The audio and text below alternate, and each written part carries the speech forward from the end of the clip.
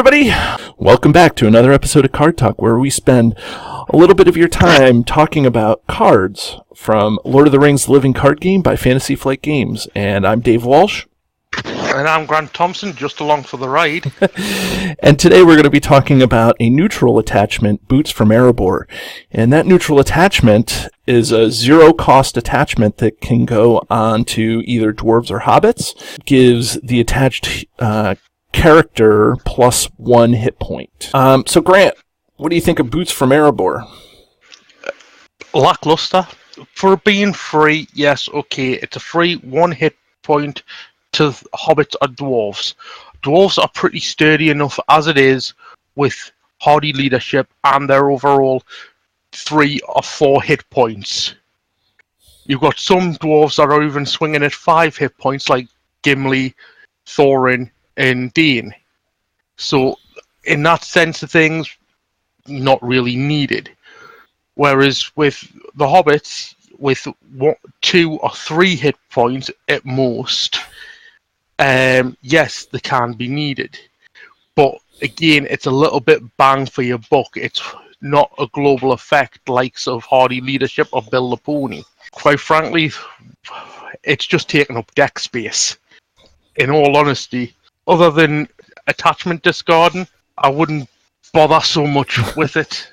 When you say attachment discarding, do you mean like shadow effects and treacheries? Yeah, shadow effect treacheries or the black uruks.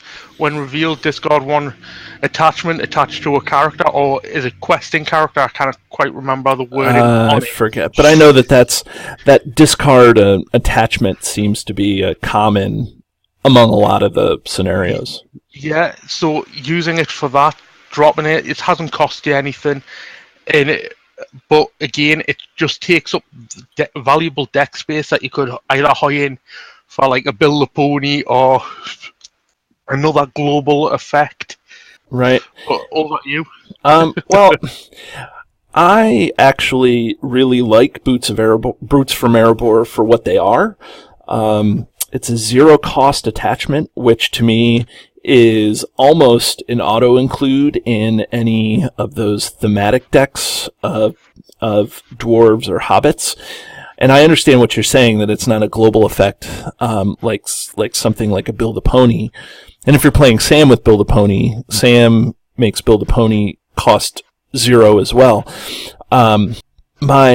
My breakdown, though, for this and why I like it so much is that it's 0, and that means if I've already mulliganed one of my starting hand and I draw a starting hand again, and I have 3 Boots from Erebor in it. First of all, I can take all 3 of those Boots from Erebor and put them in. They're non-unique, and they cost 0 to put in there. So I usually, when I'm building a deck, I usually consider 0-cost things to be a free deck slot, because I can bring those out anytime I want. I don't need to have a resource match when they're neutral, and I don't have to have any resources to bring them out. The fact that it's non-unique really, to me, is the seller on this, because while you can only have 1 per, there's a limit of 1 per character, because I don't know how you can put four boots on 2 feet, but which is fine, but since it's limited 1 per character, that means when it's non-unique, you can bring them out and put them on 3 different characters, and all of a sudden you have, an extra hit point per character for 0 cost. And I think that's good. I get that it's a limited use because it's only for Dwarves and Hobbits, but I think that's thematic. Dwarves and Hobbits are roughly the same size, so I think that's a good theme to go with. And so I think the downside is that they're not universal, but I think it's thematic that they're not universal. And I put Boots from Erebor in every Hobbit and Dwarf deck that I ever make, just because having that extra hit point, you just never know. Like I say, it seems, I don't know, I just can't seem to get away with the overall of it. like I say, it's just too little bang for the buck. There's no buck. It's zero. There's no buck. The buck is the amount that it's needed for deck space. You've got if you're running a 50 card deck and you want to hold to the 50 card deck, then there is a large book there because that's 3 deck spaces that you could take out for. Right. I mean, I get that there's other cards that could be more valuable in a specific deck. Like if you're running a lore deck, you could replace that with some healing or self-preservation. Or if you're, I mean, there's cards that are more valuable than Boots from Erebor. I think that outweighs that it's neutral, and you can put it in. I think it just outweighs those other cards because I don't know exactly what I know what I want to say, but it's not coming out right. For the most part, I'd agree that there is sometimes, not all the time, but sometimes there is a need for the Boots of Erebor. Like I say, it's not one of my favourite cards. It's certainly not going to be making its way into any deck of mine other than as a placeholder. But scoff all you want. Oh, I will scoff. But for me, it's just too little. I'd rather go for build a pony or hardy leadership for dwarves or hobbits. This is what I was trying to say earlier, I guess, is that when you're deck constructing and you pick themes, part of picking the theme is which spheres you're going to go into. Another part of picking is building your deck is picking what kind of heroes you're going to put there. And those are related. So if you're picking dwarf heroes that are not in the leadership sphere, or picking hobbits that are not in the leadership sphere, then you don't have access to build a pony or hardy leadership. So now, having a one-cost attachment that does something similar that you can use in any of those decks, I think helps to alleviate being stuck in one sphere. Like if you're running spirit and lore or tactics and spirit, you can put in the Boots of Erebor and still feel like, hey, I have some hit point help here.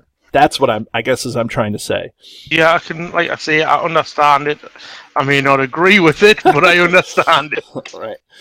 There's nothing hidden that we're missing here, right? Like we're not missing some sort of crazy, like, oh, we're taking an extra hit point because I want to do damage to myself so that I can draw 5 cards. I mean, that's not there, right? No, I don't think so. Other than throwing them on Gimli to beef out his attack. So you got 1 extra from, say, Boots of Erebor, 8 from the Citadel Plates, plus 1 from Hardy Leadership. There's a total of 10 extra hit points onto him. Right. So he's sitting at 15. Right. Or Glowin who gets the extra, resource when he takes a damage. That's an extra resource. I think that extra resource is more valuable than people may give credit to. So we're not missing anything in terms of, some sort of secret combo that you run, right? No, not as far as I'm aware, because I've never run a secret combo like that. So. Right. I think they call it shenanigans when you're running that sort of stuff. That's quite possible. Right. Okay, well, scale from 1 to 10, 1 being the one card to rule them all, and 10 being the worst. Guess what? Grant, you're up. I rated a 6, mainly because I just use it as a deck holder. I think I've got 1 deck with them in because I wasn't sure what else to put in, but I can't say that I've ever actually I haven't played with it much because I haven't. It's usually just a placeholder. I value boots from Erebor at a little higher than you do, so I would venture to give it a 4 rings, because I think because Boots of Erebor are almost an auto include in all of my Hobbit and Dwarf decks, because it's the 0 cost neutral attachment that gives that 1 extra hit point that can absorb archery damage or whatever. Yeah, that's fair to say. So why don't you join us next time, where we'll be discussing Spirit Glorfindel from the Foundations of Stone, which is the 4th or 5th pack in the Dwarf cycle. Okay, see you later.